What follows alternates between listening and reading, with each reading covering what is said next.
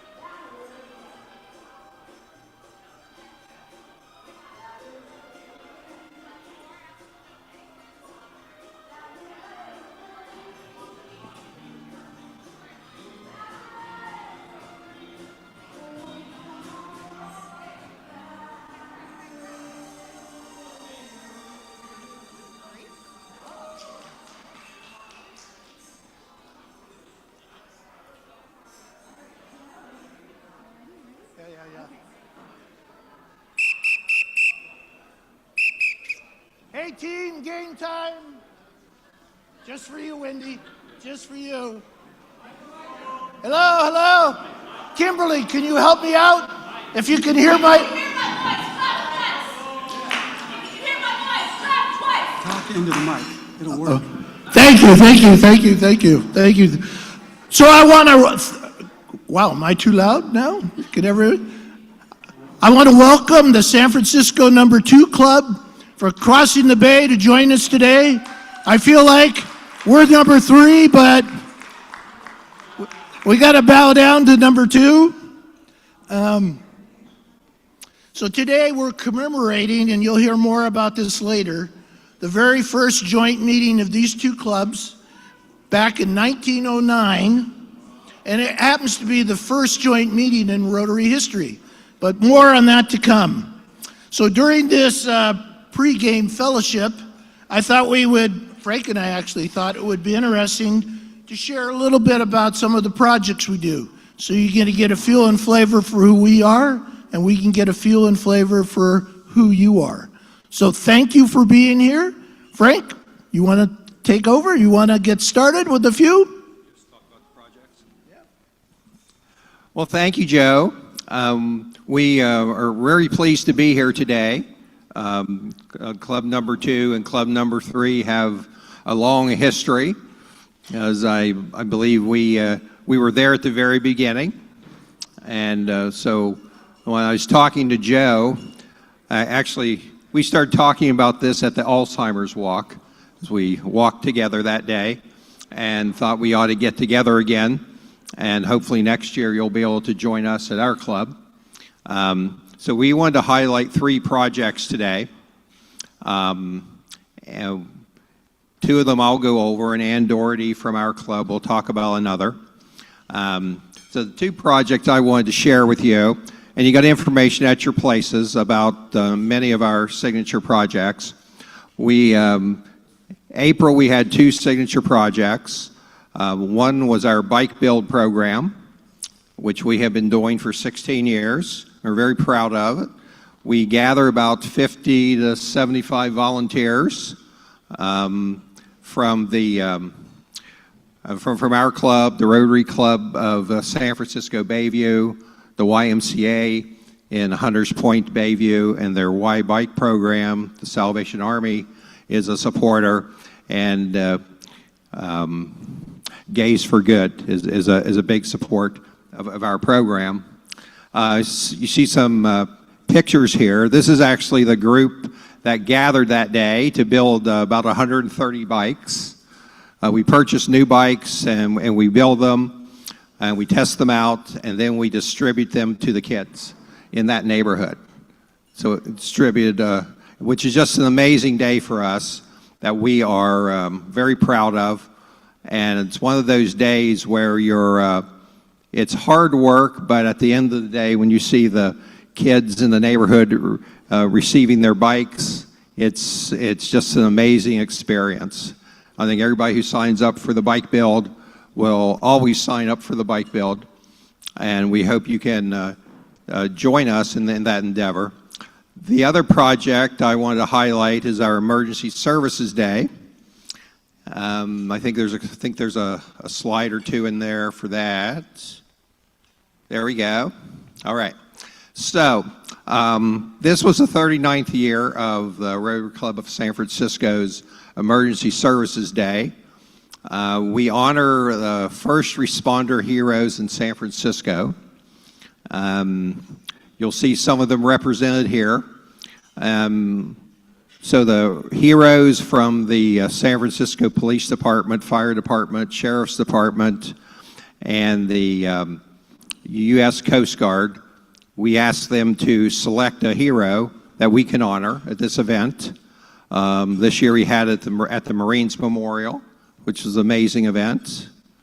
For 38 years, this was a lunch meeting, but we decided we needed to have a more involved experience for our heroes. So we moved it to the evening.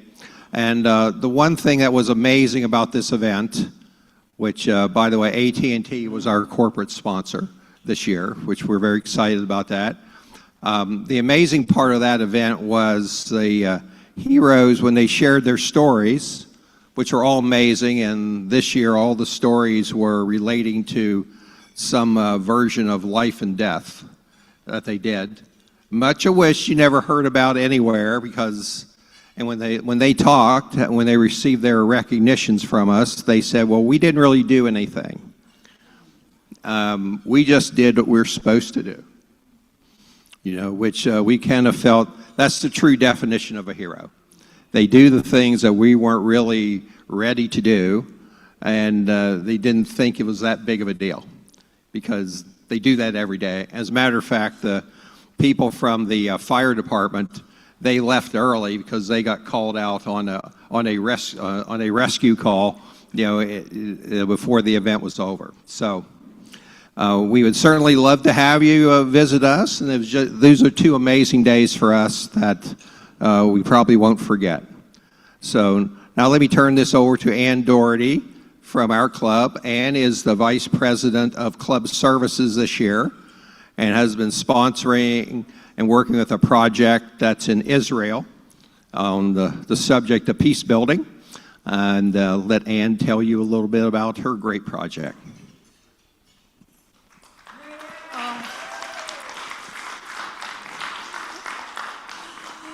Well, I really was told I had 2 minutes, so I edited way back, and I'm going to read this. There is not much meat in my little presentation. There's not much meat in my little presentation because I've edited it back to make it very fast. Yeah, okay. Anyway, thank you for letting me have my moment. Okay. So who will be teaching the next generation of leaders in a war-torn Middle East? The Rotary Foundation has established a global grant that brings together Israeli high school teachers to learn peace and conflict resolution skills so that they can better teach the very diversified student populations in Israel to live together in dignity, equality, and peace. The Rotary Excel Teachers program is changing thousands of lives in the Middle East. We hope your club will join us. Thank you.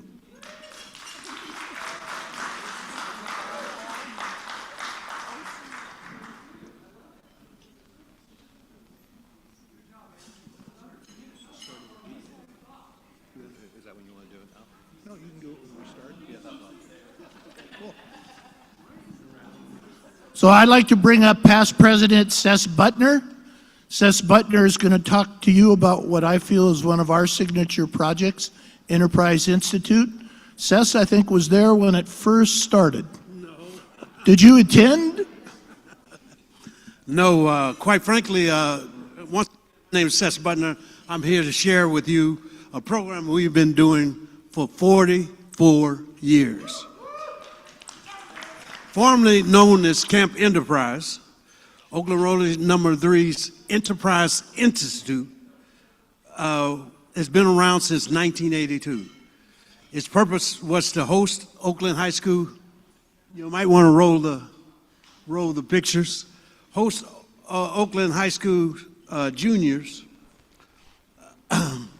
at Camp Monte Tyon in the beautiful redwoods of Aptos, California, and teach them business and life skills that are so often absent from their high school curriculum. This year, our largest and most diverse group of students post-COVID, we had 69 high school juniors, 15 returning what we call peer counselors, and 10 from 10 different high schools attend. In addition, we had 28 Rotarians that came and was part of the curriculum, made sure we had the curriculum put together for the kids. Students learn to work in teams. They gain self-awareness, public speaking, personal finance, self-promotion, and perhaps my favorite, choosing are thinking about a career path, where we engage the students in a speed dating exercise, and they explore a variety of career path options by talking with our Rotarians who share their career paths and stories. Many of the students return from the outing telling us how Enterprise Institute really improved their public speaking skills, made them less shy, helped them make their lasting friendships, all the while enjoying the bucolic environment of the Redwoods. This year's students saw personal growth like never before. Students who barely spoke on Friday were transformed into confident public speakers able to successfully pitch themselves for internships. The students organized in 14 teams of 5, developed names, team names, marketing pitch, financial advantages, and the why each team best suited for one of the 3 fictional internships that they were vying for. While all teams were impressive, the team that won the internship by a landslide, and in the process gained invaluable experience in life skills and creative. Finally, I must recognize and give thanks to our 2025 to 26 co-chairs, Tricia Connors and Marie Sescon, who in addition to running our most successful Enterprise Institute, also provided us with documented leadership that left us with a roadmap for successful execution of the program in the future. Enterprise Institute truly epitomizes not only our work with young people, but also reminds us of why we are Rotarians. Service above self never felt so good. Thank you. Thank you, Seth. I had the privilege of attending the last 2 years, and I was there last year. I'm not sure who has a better time, the students or the Rotarians. There's a large group of Rotarians put it together and make it happen. And now I'd like to introduce you to Kimberly Miller. She's the CEO at Children's Fairyland. And last night, she was up to midnight or later because they had their Children's Fairyland Gala, which I had the privilege attending. It was fabulous. And if you're wondering about this boutonniere, look at it closely. It's Painting the Roses Red that I wore to Children's Fairyland Gala. Sorry, I'm taking your time, aren't I? Here you go, Kim. Thank you, Coach Joe. Hi, everybody. I'm Kimberly. I'm the CEO of Children's Fairyland. It is true. I am super tired because we had a 300-person gala last night, which was loads of fun, raising money for a beloved institution. Do I have my slides up? I don't know who's controlling the slides over there. Are you controlling the slides over there? Well, you should have my slides. Oh, Coach Joe, you don't have my slides. Okay. Well, I talk about a district grant that we got, Children's Fairyland got, because Coach Joe is such an advocate for Fairyland, that to revitalize a set called Play Island. Some of you may know what that is if you've been to Fairyland before, but it's based on the Robinson Crusoe story. And we, about 15 months ago, found it needed some repair. There were some boards that were sort of coming undone, and then when we started looking at it, we were like, oh gosh, we have a lot more work to do. I happened to talk to Coach Joe, who said he really wanted to support Fairyland in helping us in any way he could, and these 2 projects came to life, not only in treasure, in which the district grant helped us, but also in time. And I had these really fabulous photos when I sent you my slide deck, to show you of Coach Joe and others coming to help us hammer and nail and string rope and help us think through and puzzle the problems.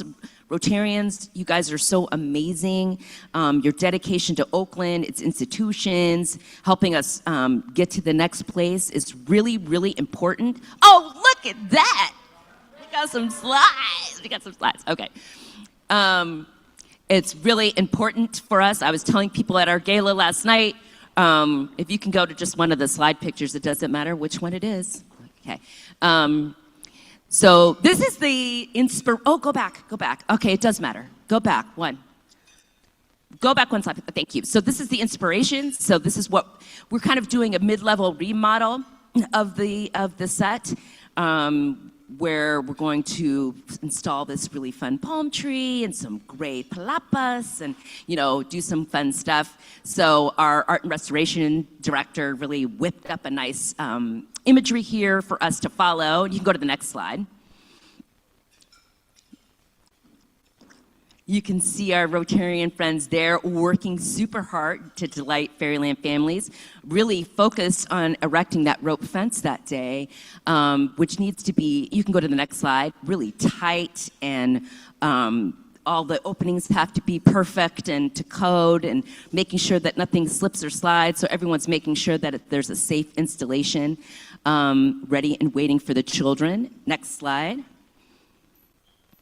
Teamwork makes the dream work, and I just want to say thanks again for everybody making something happen at Children's Fairyland is making something happen for children and families and Oakland. So thank you so much, Coach Joe.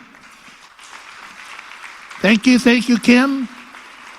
So we were looking for something that had some visibility, and our club likes to focus on youth projects. This one seemed to fit the bill. I think there's two jewels on Lake Merritt: Children's Fairyland and the Henry J. Kaiser Center for the Arts. So this project fit in great, and actually allowed us to do some hands-on work there, as well as sponsor the dollars. So Kim, thank you for bringing it to our attention. Now I'd like to bring up Barbara Berry, a retired attorney and CPA. She's going to tell us how she is going to eradicate cervical cancer. Thank you very much, Coach Joe. I'm standing in for the current chairs, who are Rochelle Karpelis, who's at work, and Peter Sheres, who's in Oregon.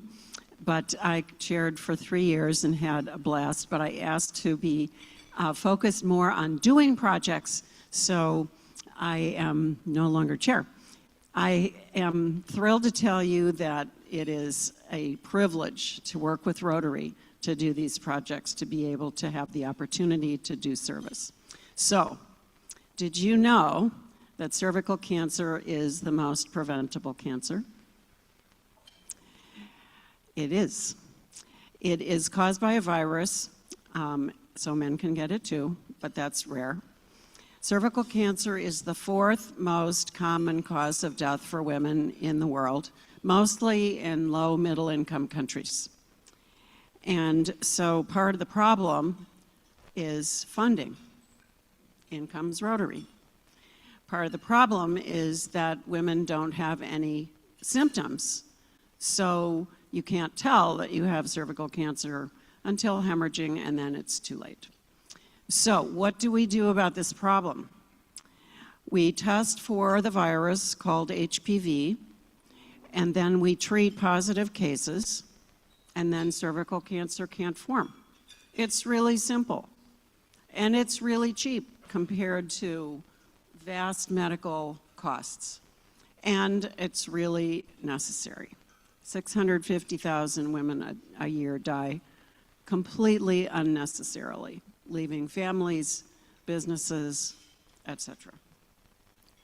So our club so far has worked on projects in Nepal, India, Bolivia, and Frank was part of the team that put together the Bolivia project. Thank you, San Francisco. And also now currently on the peninsula in Baja, California, Mexico. So again, thank you, Rotary, for this opportunity. Thank you, Barbara. Barbara has a really nice slide that didn't get shown. I'm just realizing Peter is doing this remotely and he may not be able to see us. But hopefully he'll be able to put that slide up in a minute. I want to now bring up Daniel Cheng. Daniel Cheng is our youth director, just youth director. And he's going to talk with John Clausen a little bit about our Interact and our Rotaract clubs. Daniel has been owner of a printing company for, now retired, but over 25 years. Good afternoon. My name is Daniel Chang, and I'm the chair of Youth Services, which is composed of 8 committees with an annual budget of $200,000 a year. One of our major initiatives is to grow Interact and to grow and actively engage the members of the clubs. Last year, we had 4 clubs. This year, we added 5 brand new Interact clubs. We are in the process of introducing 2 curriculums to them. First is financial literacy, which is composed of 3 modules. The second is career development, where a Rotarian will go into a high school and share their life story and hopefully inspire the kids to go on to college and achieve their American dream. This year, our scholarship committee awarded 7 4-year scholarships, and 2 were awarded to Interactors, and 1 was awarded to Enterprise. Lastly, I want to give a shout out for Bill Schwartz. Bill single-handedly rebuilt our speech program from scratch. Thank you, Bill.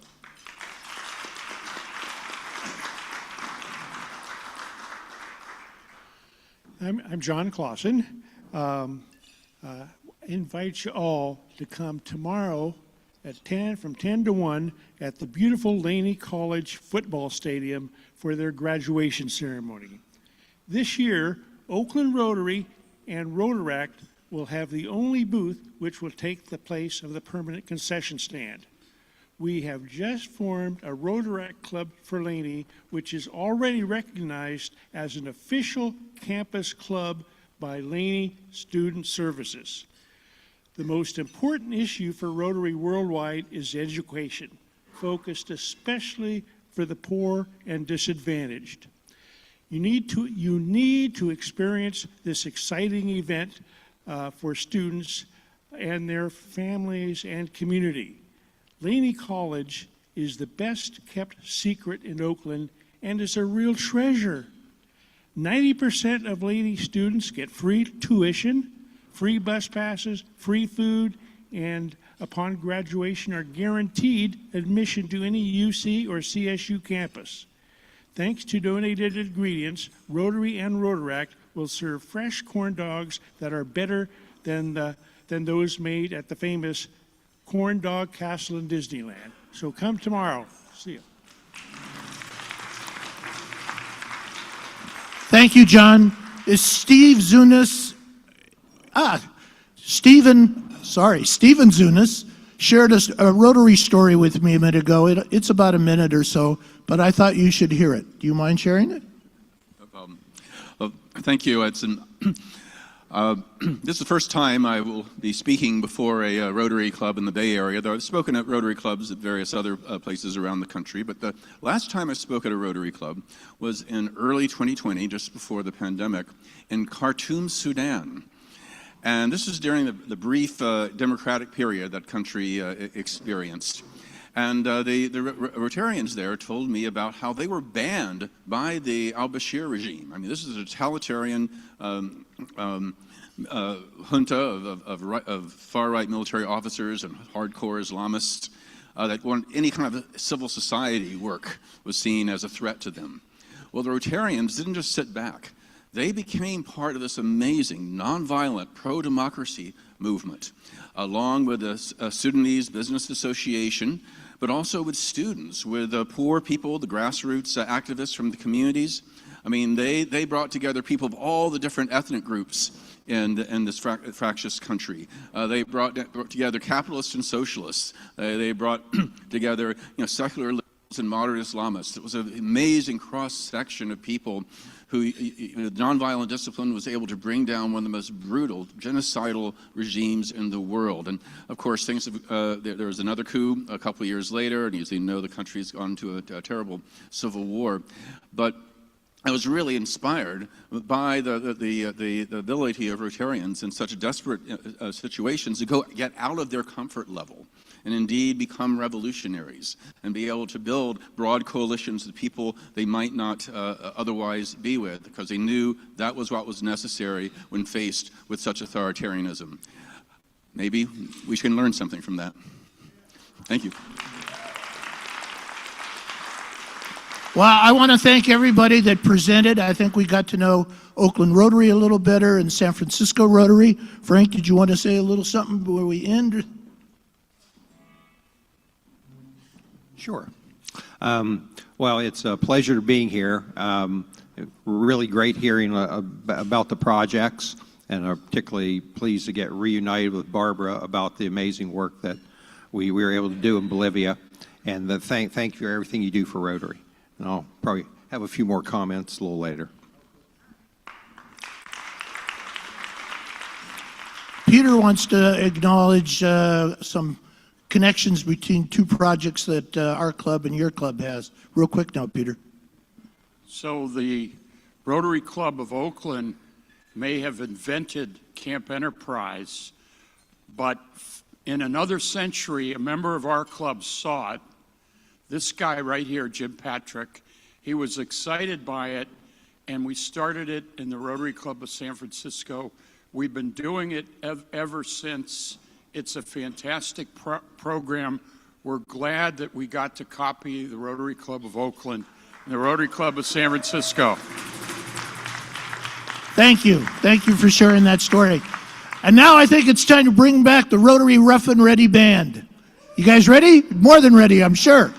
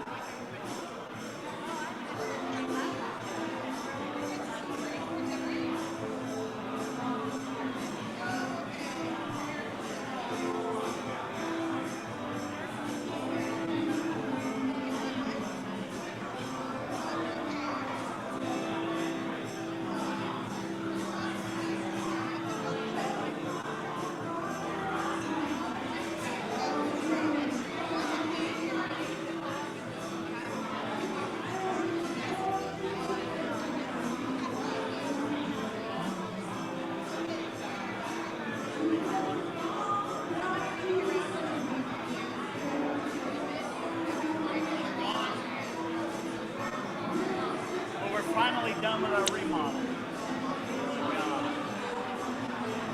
Supposed to be done end of February.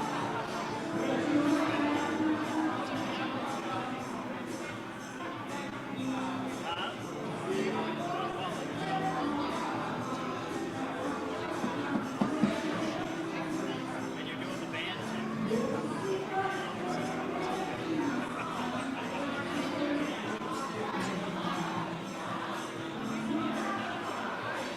You can't resurrect the dead.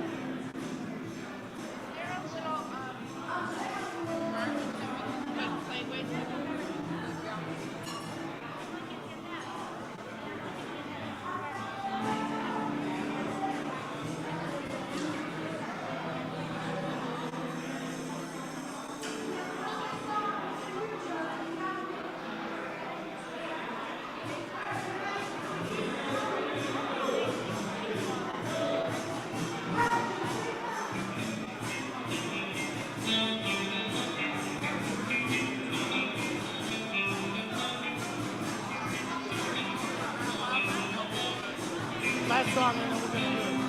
If we can get Lisa, or you don't know Lisa, she's the second. All right. What are we gonna say?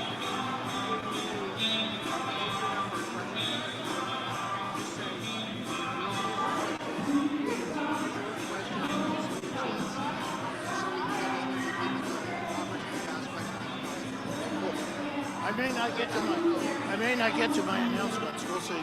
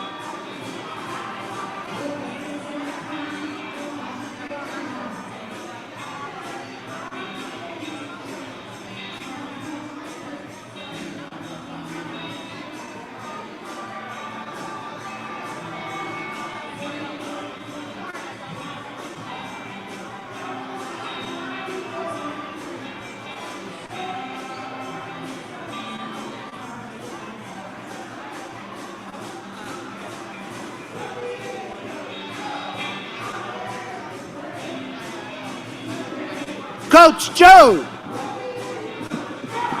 Put me in, Coach Joe!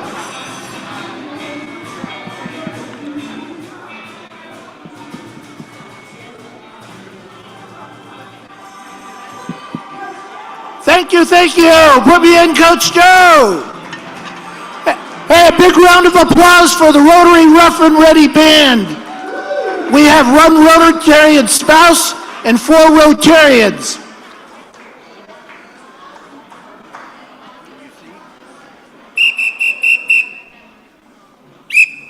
Hey team, game time again. So I call this meeting of Oakland Rotary number 3 to order. And I want to give another big welcome to the Rotary Club of San Francisco number 2. Thank you for crossing the bay and joining us. If you have a Rotarian from San Francisco number 2, make sure you give them the honor they deserve. Because we're only number 3. So everybody, welcome to Oakland Rotary number 3, the 3rd oldest Rotary Club in the world, although not the 2nd. I'm Joe Garalka, President, retired CPA and CFO.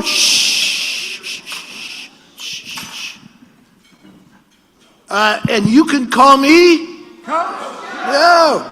Around the world, there are more than 46,000 Rotary clubs with 1.26 million Rotarians in over 221 countries, providing more than 47 million service hours each year. Most cities you can name have a Rotary Club. We have both local and global impact. We gather as business and community leaders to make a difference in the world and right here in Oakland, to support each other and to support each other's businesses, and for some fellowship and fun. Thank you all for being here in person or online. I just want to quickly mention to you, I went to the Children's Fairyland Gala last night. It was fabulous. Their theme was Bloom. My boutonniere, if you look closely, symbolizes painting the roses red. I also have been wearing a different tie to every Rotary meeting. My idea was to try to give some acknowledgement to our business roots, although members say nobody wears a tie to business anymore. But the reason I bring it up is I'm starting to run low on ties. This happens to be the tie I got married in. Hey Joe, can I pause you for 1 second for Ruth? Ruth Stroup wants to ring the bell. Yes, Joe, I'd like to ring the bell in honor of San Francisco Rotary 2 for joining us. Why don't you tell them what a ring the bell does in this club? Yes, sir. Good job, Thank you, Ruth. And I'm going to ring the bell for San Francisco number 2. And you should know ringing the bell is a generous $100 donation to the Oakland Rotary Endowment to support our service projects right here in Oakland. So now I'd like to welcome visiting Rotarians, and what I'd like to do is have all of the San Francisco number 2 Rotarians please stand and be recognized. Yes, sir! Yes, sir! There's only 5 people here. Thank you for joining us. Hopefully we'll come see you next year. Now I'd like to introduce or acknowledge, welcome any guests of a Rotarian. So if there's a Rotarian out there that brought a guest, please tell us your name, your business, and introduce your guest. Lisa? My name is Lisa Lemos. I'm a happy new Rotarian. I just joined in March, and my guest today is Sanam Chaudhary. You can stand. And Sanam, yeah. And she does a lot of hiking for pleasure and for fun with her husband, but she also does financial advising with Edward Jones. Okay, thank you. Welcome. Do we have any other guests? I think we're good. Karen's got her hand up, and who knows why. We have a crew from Meals on Wheels, Joe. Charlie, would you like to introduce them? Just say, Charlie, all my people are from Meals on Wheels. So you want to have them stand up? Kim Olson is a member of ours. Charlie Dietrich? Detterlack is here because Kim had to be in Sacramento. Yep. Kim is testifying at Senate budget hearings today with other organizations that are parts of Meals on Wheels California. So in her place, I'm here. My name is Charlie Detterline, I'm the executive director with SOS Meals on Wheels. I'm joined by my colleagues just a little bit further away from the stage, Kim Palacios, our development director, and Aurora Hookfin, our volunteer coordinator, who, if you are among the fabulous Rotarians who volunteer in our kitchen on a very regular and consistent basis, you know her very well, and we appreciate you all very much. Thank you for being here. So now I'd like to welcome President of the Rotary Club of San Francisco No. 2, Frank Yoke, a Director of Development at the Sierra Center in Fremont. Frank, it's all yours.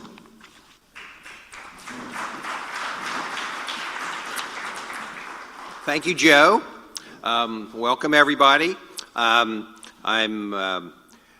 We're really glad to be here. Appreciate all of our members of No. 2 who have journeyed over here because Oakland No. 3 and San Francisco No. 2 have been together since literally the very beginning.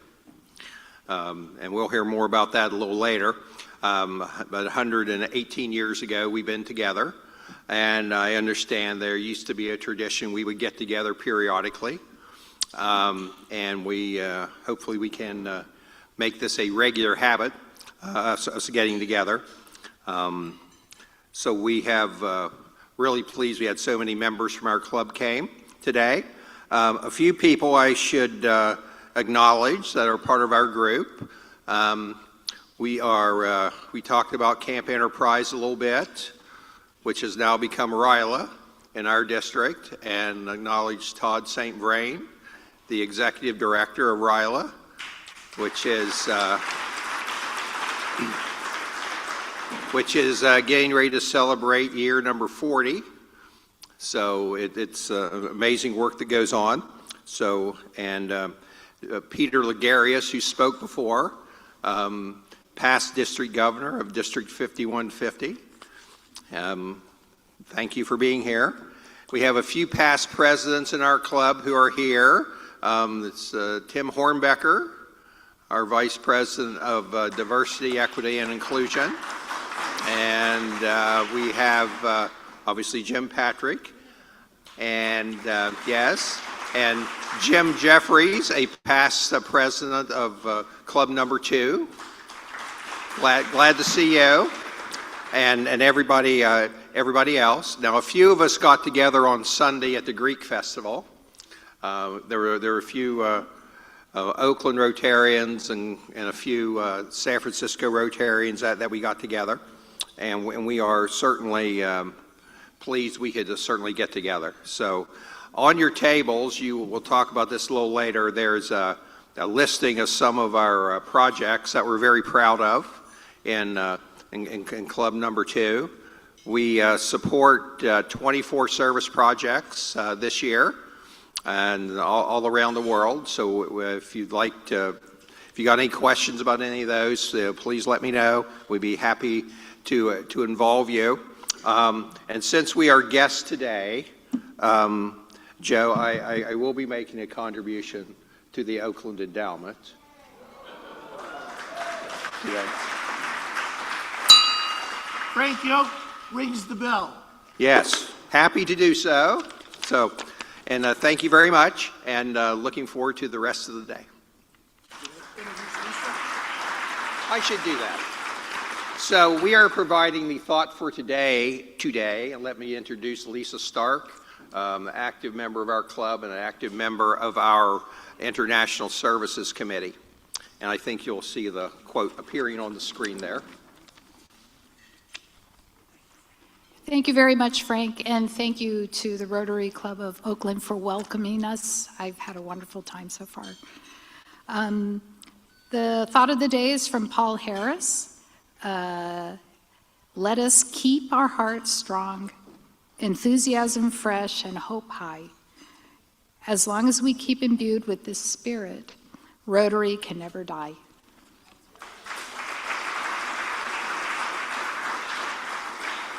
Very, very nice, Lisa. Thank you.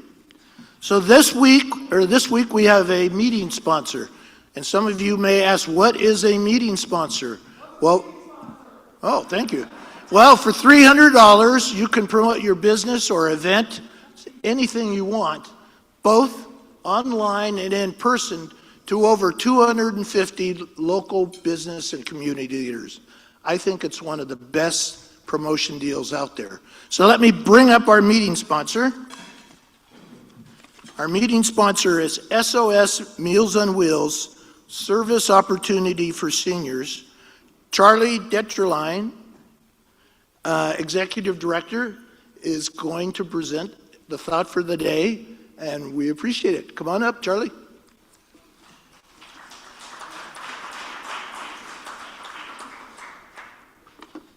Thank you, Joe. And we sent over some slides, and if possible, the second slide that has 3 smiling people, that actually has a video embedded in it. If we could start with that, you can listen to my voice there instead. From 50 meals per day to more than 500,000 each year. From a church in Hayward to our commercial kitchen in San Leandro, with hubs in Oakland, Castro Valley, and Fremont. This year, we're going to knock on 3,000 doors over 200,000 times. Meals on Wheels. SOS began in Hayward in a church kitchen. And when I first started, they were serving about 300 meals a day. For 60 years, we've committed to our mission to foster the independence and dignity of older adults by reducing food insecurity and isolation. There are more older adults than ever in Alameda County. Over 20% of the population is 65 plus. Not only do we provide that meal service, but we are also providing social interaction and wellness checks. They get people up in the morning, they get them dressed, they get them engaged, they save lives. That's my favorite girl. 54% of our clients say that their driver is the only person who they see on most days. SOS Meals on Wheels has continued to grow and continue to thrive. We do a lot of Korean-based meals now. We do a lot of Hispanic-based meals. We do plant-based products. We do medically tailored meals. We've invested in an advocacy program so that, we have dedicated time and staff to lift these voices up. Meals on Wheels is an organization that is there for our parents, our aunts, and our uncles. There are people all around you who may be on Meals on Wheels and you may not even know it. They're also remaining in their neighborhoods and they're part of that fabric. Through disasters, even a pandemic, we rise to meet the need. We are a constant. Help us celebrate the millions of miles and millions of meals of the past 60 years. And join us on the road ahead as we serve generations of aging Alameda County residents.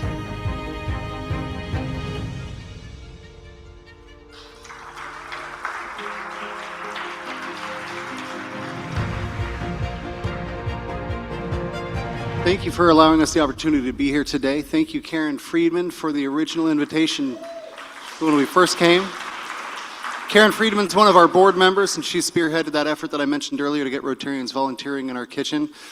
She also is the person who sponsored Kim Olson's original visit to this chapter, and I believe her joining the chapter as well. As you heard there, this is our 60th year, and we are celebrating throughout the year. There are newsletters on every single table there. There's information about the organization. There's information about our website. There should even be a QR code or two, I believe, if you want to learn more about volunteering. If you feel already inspired to give in any way you can think of, we will say yes to whatever you say. It's a pleasure to be here. It's an honor to stand here. And you might not know it if you've not been up here, but there's an iPad right here where I got to watch the video too. That was the coolest part. Thank you very much. Thank you, Charlie. We are so fortunate that SOS Meals on Wheels is providing basic needs for people right here in Oakland. We are so lucky to have Kim and Charlie with you as well. I think someone mentioned, but we do have a volunteer team that Karen helps lead.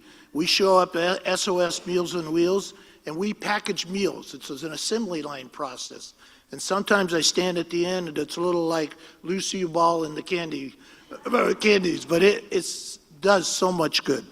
So now I'd like to welcome a new player to the team. New talent to keep our bench strong, to continue making a difference in Oakland and around the world, both now and in the future. Each new member receives a Rotary pin and badge, a club directory, a copy of the Rotary 4-way test, our Rotary rulebook for business and life, a 4-way test coin, and of course a ball cap, which will come next week. We ran out, we've had so many new members, but we'll get you on.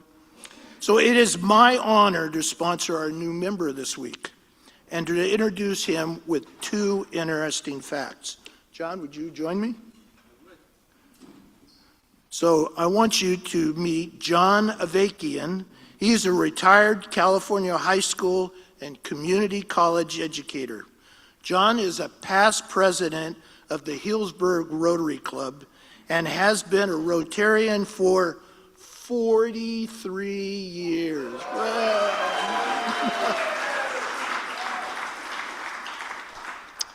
John also plays blues on a bass guitar, so he's a bassett.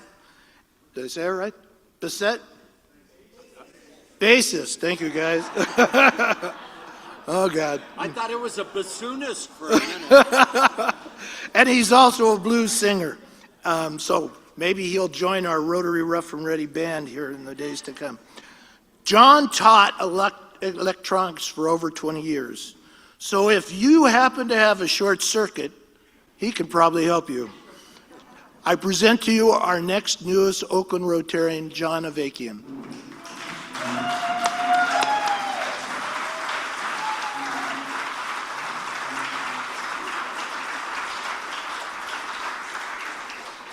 John, I have here your Rotary badge and your Rotary pin.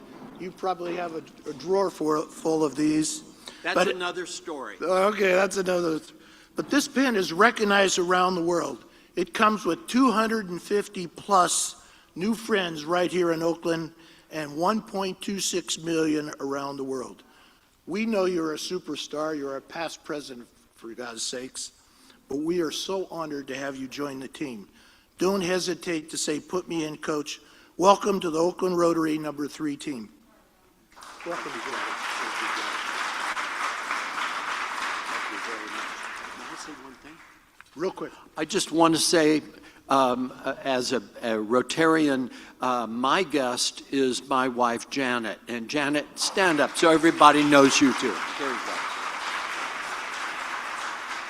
Thank you. And now I'd like to call up Linda Hamilton, an author, publisher, college application coach, and owner of Stories to Last. She wrote our centennial book, which I was supposed to give Frank a little bit ago. Oops. So we'll have to figure that part out. So here is Linda. She is going to do something we call Turn Back the Wheel. It's the first time that she's brought it back in a while. I think you're going to enjoy it. And if you're on the stage here, we might want to wander down so you can see the presentation on the screen. Thank you, Joe. Hi, everybody. Woo! How's it going? All right, thanks, Coach Joe. All right, fellow Rotarians, today we are going to journey back in time. This may look like an ordinary rotary wheel, but in fact, it's a time machine, and it runs on Rotarian power. I'm going to count to 3, and I need all of you to say these words as loud as you can to get the machine started. Are you ready? You ready? All right, 1, 2, 3. Turn back the wheel. Yes, you did it. All right, let's see where we're going. 1909. It was January 15th. The winter rain poured down in Oakland, over an inch of rainfall in 24 hours, as members of the Rotary Club of San Francisco arrived by ferry steamer just prior to noon. Waiting for them in the Victorian dining room of the Hotel Metropole was the Tri-City Rotary Club. That's what we were originally called. It was made up of businessmen from Oakland, Berkeley, and Alameda, and would be renamed Oakland Rotary in 1911. The 2 clubs shared a founder, lawyer, newspaperman, and frontiersman Homer Wood. He arranged the first meetings of San Francisco on November 12, 1908, and 2 weeks later, on November 27th, Oakland's. So it was natural that he would be the speaker that day. The topic Homer chose was consolidation of city and county governments. Following the devastating 1906 earthquake, the Bay Area experienced a massive shift in population and industry. By 1909, local leaders proposed government consolidation to pool dollars, fight political corruption, and efficiently rebuild the region. This was a very controversial subject, and one which would become even more heated over the next several years. However, on that day, the members from San Francisco and Oakland conversed, debated, ate, laughed, and thoroughly enjoyed the event, which was the first intercity meeting in the history of Rotary. For the next 5 decades, the Oakland and San Francisco intercity meeting became an annual event, securing decades of friendship and support between our two clubs and lots of travel back and forth over the bay, including in 1913, when the topic of consolidation heated up again, this time aimed at annexing Oakland and surrounding areas as part of San Francisco. In response to this controversy, the Trans-Bay Rotarians came together right around Valentine's Day and staged what newspapers called a love feast, a festive dinner at the Hotel Oakland, declaring their mutual respect for one another. 1915 was a big year for the two clubs, too. With the Panama Pacific International Exposition in town, San Francisco won the honor to host the 6th Annual Rotary International Convention, and Oakland had the honor of hosting one day of the convention. And we had some joint service projects, too. In 1917, and again in 1921, the San Francisco Club joined Oakland Rotarians in escorting hundreds of orphans to the Oakland Orpheum Theater to watch vaudevillian Will Cressy's entertaining travelogues on child life around the world. San Francisco then took it up as an annual service event. Now, along with our ever-warm cooperation between our two clubs, we cannot deny that there's also been, well, some competition, some playful rivalry, if you will. This was first tested on the baseball diamond in 1913. San Francisco Rotarian and baseball lover Brew Brunier, who would go on to be our first district governor and a Rotary International president, hurled the challenge at the Oakland Club. The clubs played a series of 5 lively games at the Oakland Oaks Stadium, which is now in the location of the Pixar campus in Emeryville. Oakland took all 5 games. But in 1917, San Francisco's again challenged Oakland, this time in the bowling alley. The kingpin in this challenge was club number 2. The second round, after a year of regular practice, Oakland bowlers decided to come back, and they struck down their SF opponents. In 1920, club number 2 challenged number 3 again, this time on the golf course. The first round of San Francisco went to club number 2. The second round on Oakland's Sequoia Links went unexpectedly to club number 3 for a tie. The Trans-Bay sporting events weren't all cutthroat. The clubs enjoyed swimming races and airplane stunts at Alameda's Rotary Day at Neptune Beach in 1921, and fun for the whole family at the first annual Interclub Spring Outing at Castlewood Country Club in 1933. The host club of our intercity meetings have always tried to bring entertainment and intrigue for our Trans-Bay brethren. It was Oakland's turn in February 1921 with guest speaker Dr. Irvin Chapman, 83-year-old Berkeley minister, writer, and intimate friend of Abraham Lincoln. He wrote more than 100 stump speeches for Lincoln's 1859 campaign, and his topic at that meeting, the personal dress of Honest Abe. Rotarians learned that this actually, despite the wrinkles, was a brand new suit. All right, then it goes on in April 1921. San Francisco delighted Oakland with a comedy at the Palace Hotel, symbolic of the proposed New Bay Bridge, in which Miss Oakland was married to Mr. San Francisco by the minister, Dr. Bay Bridge. All parts, including the bridesmaids and mother of the bride, were played by Rotarians. In 1966, history was made once more when Oakland hosted the largest ever intercity meeting in history. 1,500 Rotarians from Northern California and Reno enjoyed tours of the brand new Oakland Alameda County Coliseum complex, serenaded by the new Stadium Oregon. At the time, it was the most modern in Major League sports. Both clubs have changed to better represent our communities and meet the needs of our local and global communities. In the last few decades, inter-city meetings between San Francisco and Oakland haven't happened as regularly as they did in the past, but when they do, they still happen in style.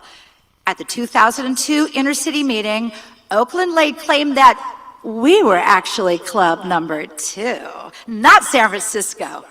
A lively trial ensued with expert witnesses, all from Oakland, in front of a jury, all from Oakland. Oakland won the case. Yahoo! But suddenly, pallbearers arrived carrying a gray casket out which Paul Harris arose from the dead to remind us all of the four-way test. The jury sang "I Left My Heart in San Francisco," and a teary-eyed Oakland president, Ken Richardson, declared that the title of number 2 truly belongs to San Francisco. So, I ask you, what will happen at our next inter-city meeting? How will we usher another 117 years of service, playful rivalry, friendship, and cooperation between San Francisco and Oakland? Perhaps we'll find out next time as we turn back the wheel. Thank you very much.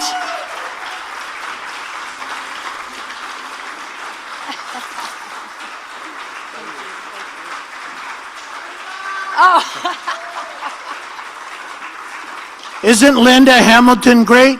I don't know if you noticed, she's also the singer in the band.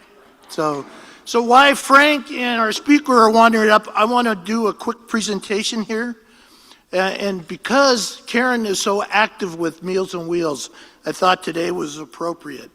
So Karen Friedman, in recognition of your service above self efforts and being an active member of over 15 years, active in the Carl Stuckey World Community Service Committee, funding projects around the world, many in Medellin, Colombia, and arranging service trips to visit and assist with those projects in Colombia. I went on one, they're great. And being a leader in addressing food insecurity by chairing our food distribution program at Lady College, and then pivoting to chairing our meal packaging assembly line program at SOS Meals on Wheels. Your efforts have provided basic needs for countless individuals around the world and many right here in Oakland, promoting positive peace. I present you a Rotary on the Run medal. Congratulations.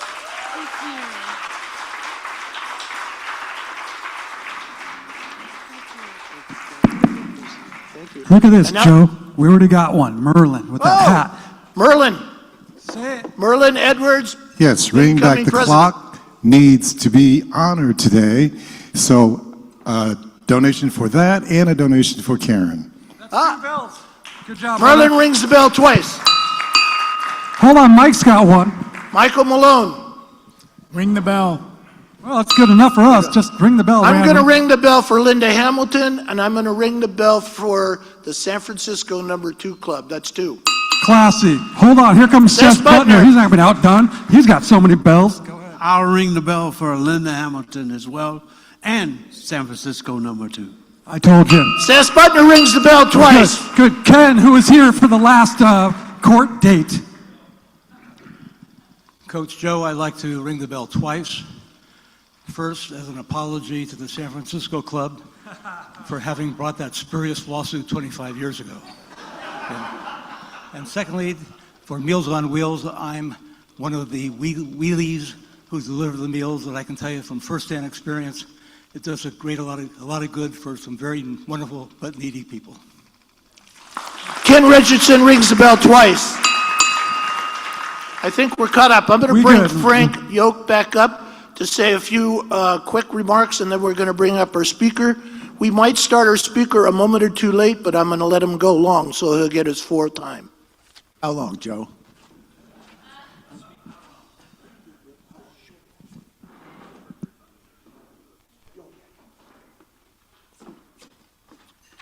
Yes. Well, thank you, Joe.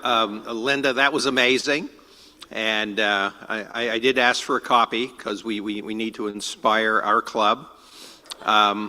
Because I think the moment of the lawsuit would probably, probably consume much of a meeting. And the entertainment value would be very high.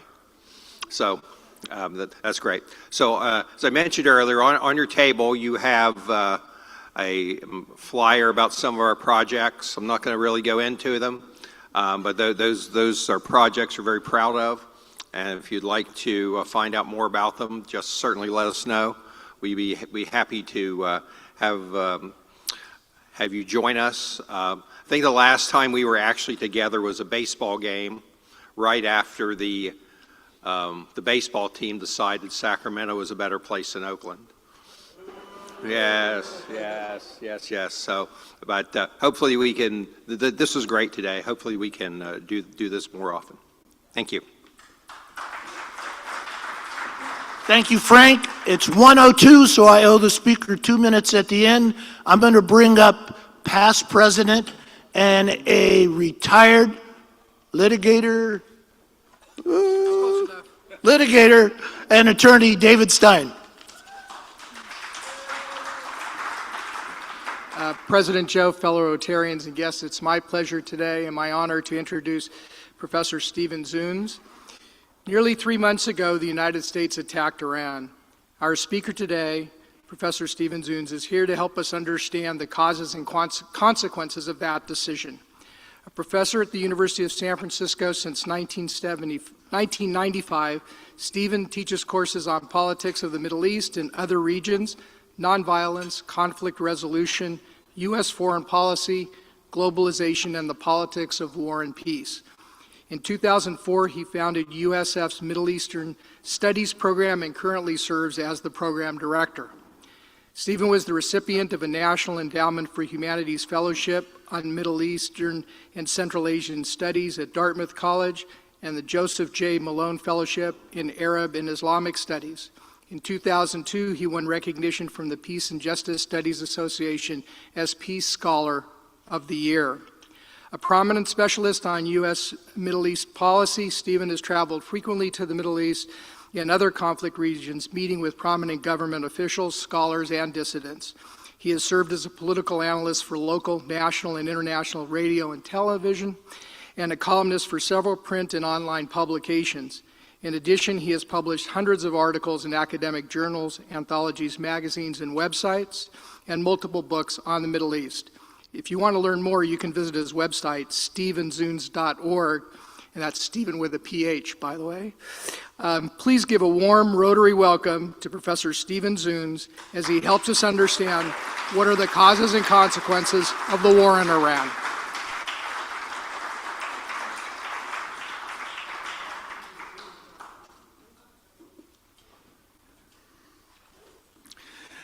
Thank you. I guess I want to start by stating the obvious that this war, like so many other wars started by so many other governments, was based on lies. There's no evidence that Iran was about to attack U.S. interests or Israel or U.S. allies. There's no evidence of any imminent ability to develop nuclear weapons. They were not on the verge of ICBMs that could reach the United States. They were at least 10 years away from that. Their missiles can only go no more than 1,400 miles at this point. The improvised explosive devices that killed and wounded many American forces, 80% or more of those were by Salafists, Baathists, and other guerrilla factions that are very anti-Iranian. And there's, again, the Iranian origins of those are highly questionable. And the attack on the SS Cole, the Khobar Towers attack, those are by Al-Qaeda, not by Iran. That's been well documented. And really, the whole nuclear issue I argue, is phony, in that in 2015, the United States, Iran, and 5 other countries, signed an agreement that made it physically impossible for Iran to develop a nuclear weapon. Only the nuclear processing could continue, but only at 3.67%. Recall that it takes 90% enrichment in order to make a nuclear bomb. And it had the most intrusive inspection regimes of any peacetime arms control treaty. What Trump argued against it was that Iran was cheating, though again, no evidence of that, and that he could negotiate a better deal.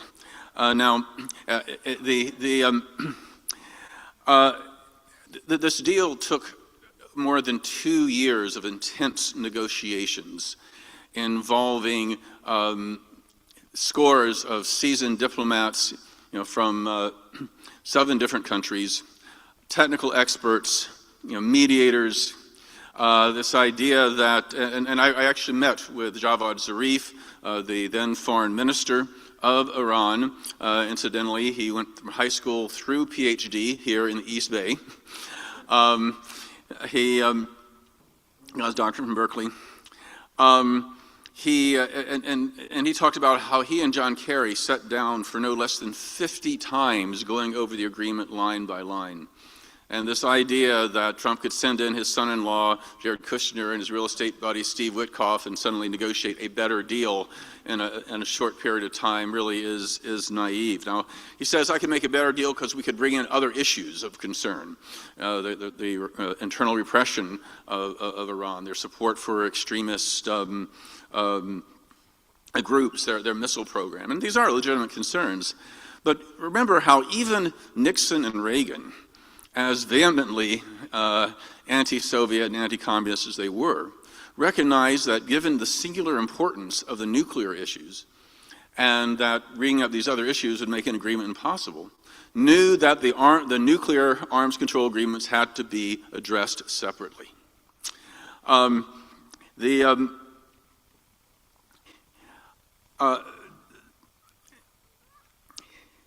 In my conversation with Zarif, he talked about how he and other moderates went to a great extent to try to convince the hardliners that they could trust the United States, because they had to destroy billions of dollars worth of nuclear equipment and material simply in return for a lifting of sanctions. And after destroying all that, Trump basically said, too bad, we're reimposing sanctions anyway. And remember, it's not just U.S. sanctions. We also sanction other countries and companies that traded with Iran. So Total, for example, the French energy conglomerate, canceled a multi-billion-dollar contract with them because they'd lose even more in their assets here in the United States. Not surprisingly then, the moderate Rouhani and Zarif, the more moderates, were swept out of power. The more hardliners took over, and with it lesson, you cannot trust the United States to live up to its agreements. And frankly, I want to mention, I can do a little more in Q&A if people are interested in, but the repression by the Islamic Republic is, of course, severe. We know about thousands and thousands of people who were massacred in January. But let's be honest, the United States supports a lot of dictatorships around the world. Our closest allies in the region include Saudi Arabia, which is by most measures even more fundamentalist in terms of its suppression of women and religious minorities and others. So this really isn't about democracy either. I mean, there was this call for the people to rise up, but people don't tend to rise up when they're being bombed. Indeed, people tend to rally around the flag if their country is under attack. I had the pleasure for working a number of years with the young Serbs who had rose up against the Milosevic regime, and finally, through massive non-cooperation, nonviolent action, were able to bring down the butcher of the Balkans. And they told me, all of them were very clear, that the NATO bombing actually set their cause back. that it did get people who were out protesting Milosevic the week before were out protesting NATO. But the people of Iran really do want freedom. They want democracy. Despite a lot of the disproportionate coverage they get, the monarchists are only a small minority. They do not want theocracy or monarchy. Indeed, polls show that the vast majority of Iranian Americans, who are largely here because they don't want to be in Iran with the current regime, a larger percentage of Iranian Americans oppose the war than Americans overall. And remember that Iran did have a democratic government back in the early 1950s, and the CIA came in and overthrew it soon after they had nationalized foreign oil companies. And we reinstalled the Shah, who'd been in exile, armed and trained his dreaded secret police, the Savak, and they were so effective. I mean, we're talking about tens of thousands of people, imprisoned and tortured and executed, that when they finally had their revolution in the late 1970s, the liberal, leftist, secular, nationalist opposition had been suppressed to the point that the one part of society that really had the organizational strength were the clerics, the reactionary clerics. Because the thing about Shia Islam, different than Sunni Islam is egalitarian in structure. Shia Islam, there's a clear hierarchy. I mean, Ayatollahs are essentially like cardinals in the Catholic Church. In addition to the overseeing houses of worship, they have a whole network of hospitals and schools and social services and the like. So they had the structure to take over. And they plunged Iran into an even worse dictatorship than they had before. So why did the U.S. attack? Well, maybe there was the idea that we had an opportunity. Iran's only Middle Eastern ally, Assad in Syria, had been overthrown a year and a half before. They are never more isolated in the international community. Many of their armed Shia allies had been severely weakened in the Israeli attacks on Lebanon and Yemen. There was obviously the horrors of the massacres early this year. They never had less domestic support. But the real reason I think the U.S. attacked Iran ultimately is they were the only country in the region left that was challenging U.S. hegemony. That goes back to the Bush administration's idea of full spectrum dominance, the idea that we can't not only not allow a rival superpower like China to emerge, but even regional opposition. This is a part of the great game in many ways of the late 19th century. It's literally a reactionary foreign policy of this kind of control. And this idea that assassinating many clerical and military leaders would make a difference. Iran is not one-man rule. It's a complex web of overlapping interests that all have a stake in the system. It's more of an oligarchy.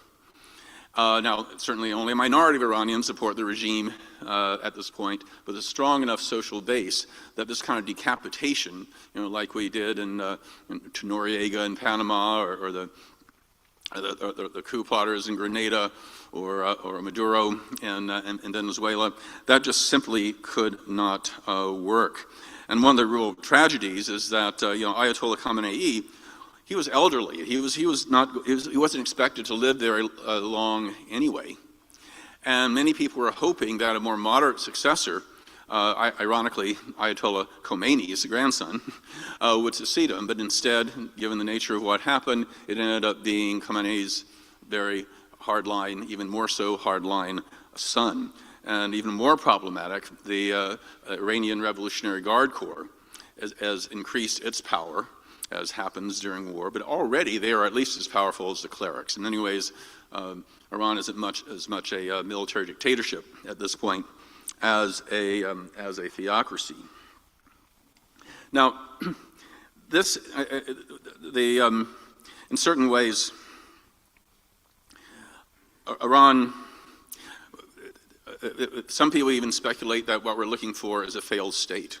You know, Iran is only about 50% Persian. You know, we've been encouraging Baluchi and Kurdish separatists. We bomb not only some of the great major leaders, but even some of the moderates, like Mousavi, the former prime minister whose election was stolen from him by Ahmadinejad and the clerics back in 2009. He was under house arrest. The U.S. attacked his quarters. Fortunately, he and his wife survived, but they've been actually going after, again, not just the current leadership, but any potential successors. Now, there are a number of concerns here, about the economic implications I'll get to briefly, but I want to emphasize that this is a clear violation of the United Nations Charter, a clear violation of international law. This kind of aggressive war is undermining the very international legal principles that the United States played a huge role in formulating in the immediate post-World War II era. And for our Secretary of Defense to say the United States is no longer bound by the Fourth Geneva Convention, that under his command, U.S. troops will not have to abide by, in his words, no stupid rules of engagement, that there will be no quarter to enemy soldiers, meaning executing them instead of holding them as POWs. I mean, this is putting our servicemen and women at risk. Indeed, it's putting our country at risk. Because you can find extremists and rogue states around the world saying, hey, look, if the United States, with all of its resources, the most powerful nation in the world, which has all this clout you can use through its military, economically, diplomatically, if the United States refuses to play by the rules, why should we?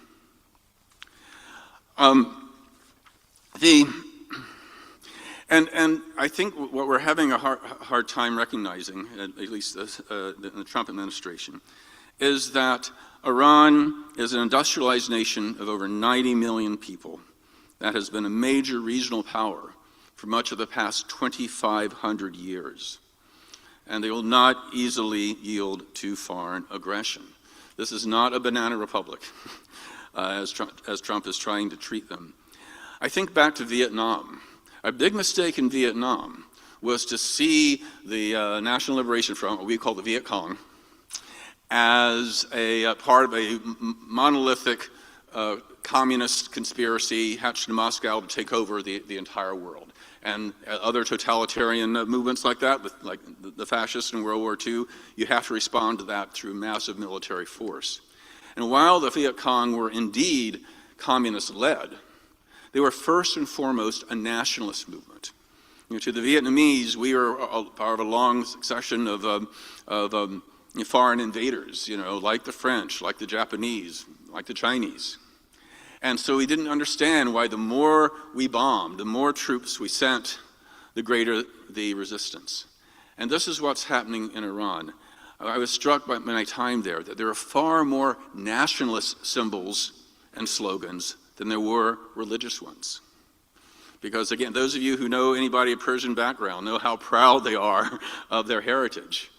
And they don't like, being treated, again, like a banana republic. And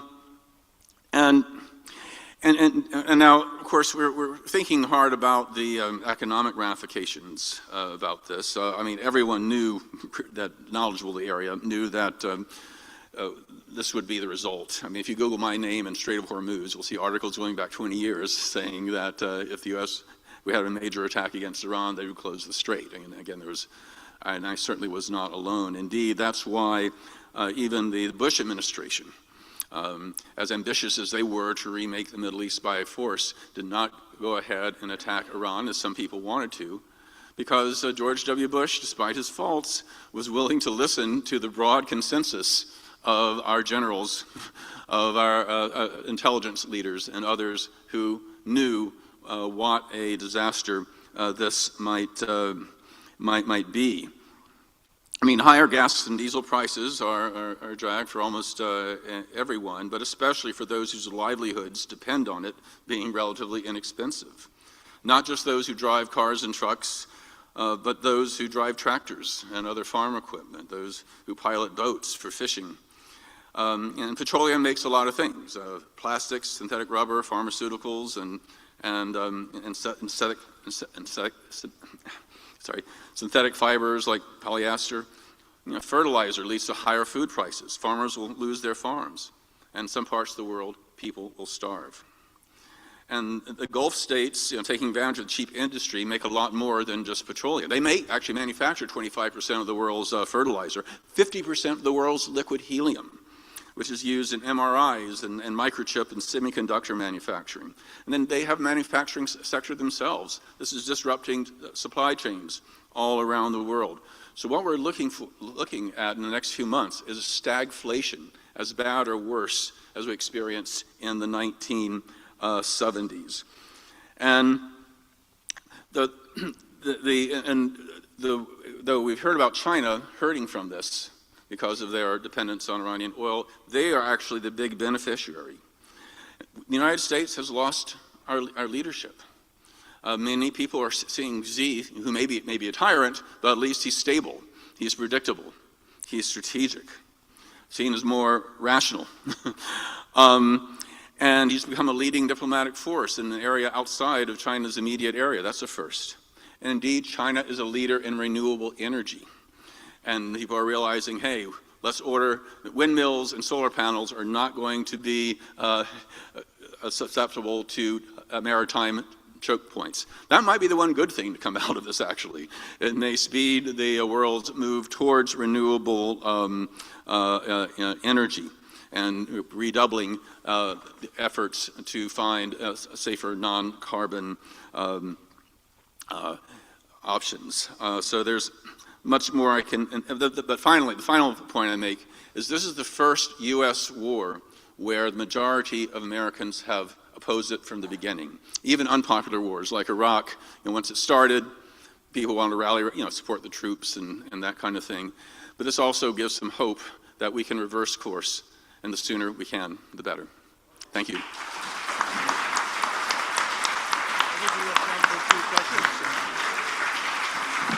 Thank you, Stephen, for your very timely and detailed information on a topic that's of grave concern to all of us. I think we have time for a few questions, maybe a couple. Are there any questions out there? And please, let's make them short, not speeches. Do we have any questions? Well, I have one, but so does she, so I'm coming over there. But I'll ask it while I'm walking.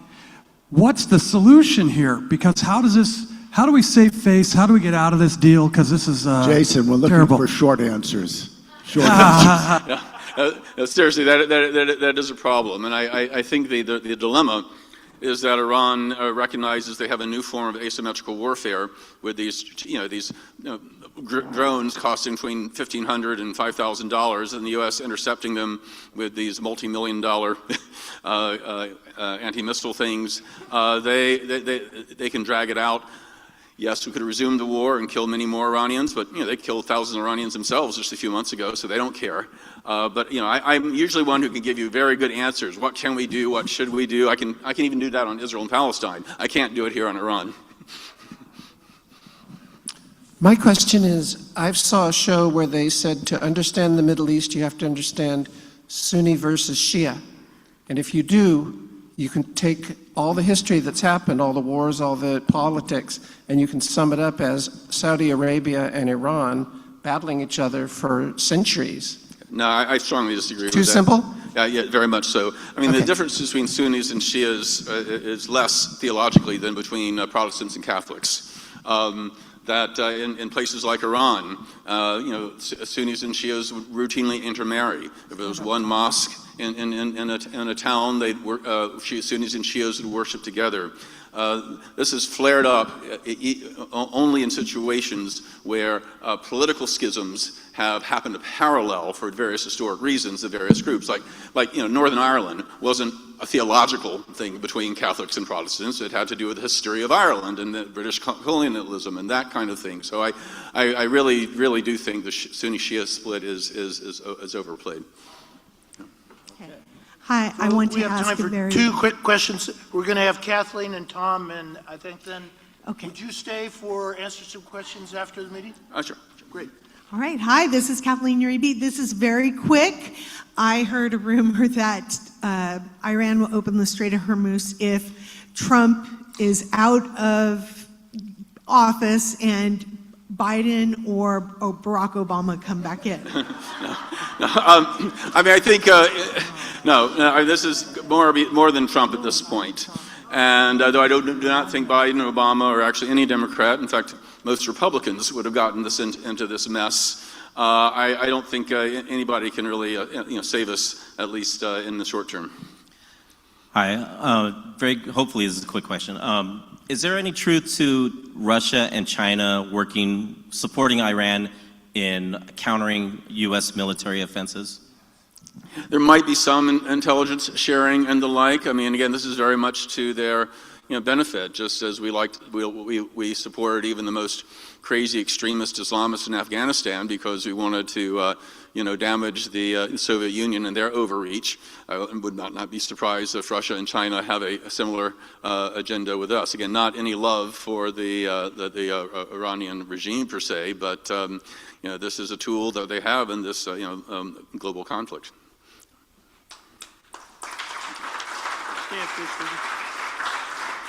Thank you, Stephen, and thank you for sharing your Rotary story earlier at the reception. Stephen, in appreciation of your presentation today, we've made a donation to Polio Plus.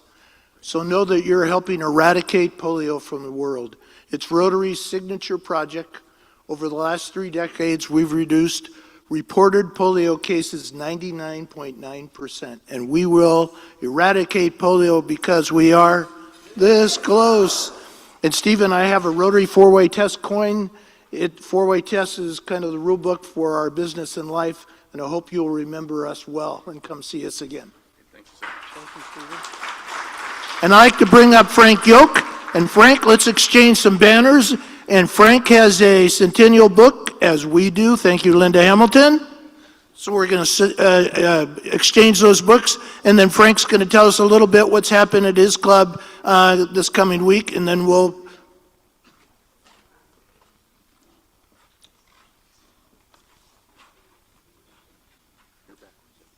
There we go. We have someone take... Oh, that's right.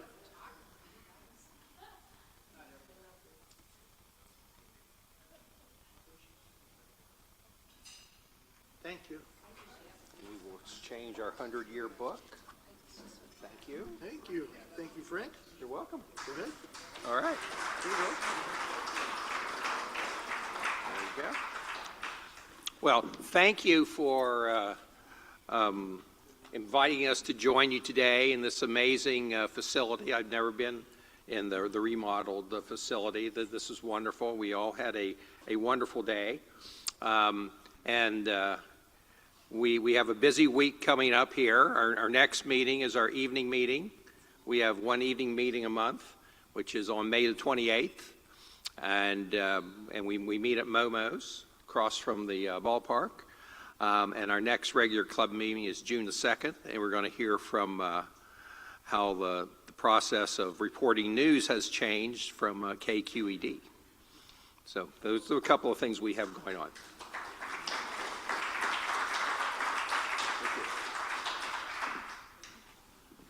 Thank you, Frank, and San Francisco Rotarians. It was a pleasure to have you with us.